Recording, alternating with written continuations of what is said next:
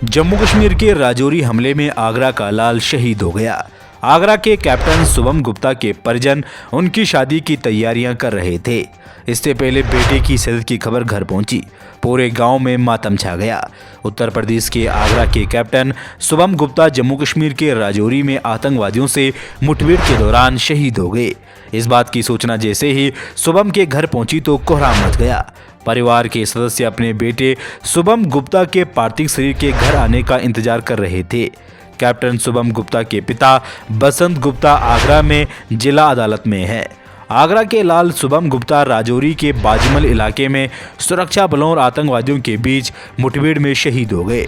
फौजी की वर्दी में बेटे को देखकर पिता बसंत गुप्ता का सीना गर्व से चौड़ा हो जाता था। शुभम के परिजन इस वर्ष शुभम की शादी की तैयारियों में थे। इसी बीच शुभम के बलिदान होने की खबर उनके गांव पहुंची। शुभम के शहीद होने की खबर जैसे ही सेना की ओर से शुभम के परिजनों को दी गई तो गांव घर में मातम छा गया। शुभम की मां बेसुध हो गई।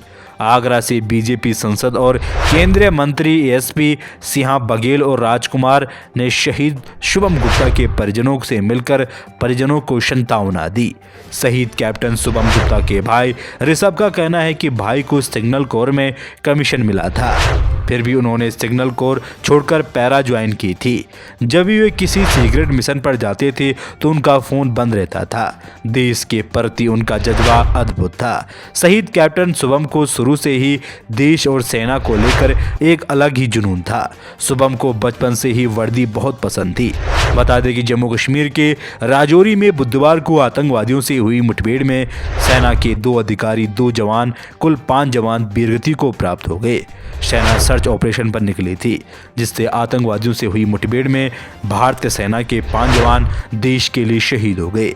तो दोस्तों, वीर बलिदानियों का ये बलिदान ये देश कभी नहीं भूल सकता। देश हमेशा उनके इस बलिदान का ऋणी रहेगा। आओ कसम खाएं उन वीरों की, उन बलिदानियों की कि हम हर पल एक सच्चे भारतीय बनकर अपना फर्ज निभाएंगे। जरूरत पड़ी तो लहू का एक एक कतरा देकर इस धरती माँ का कर चुकाएंगे।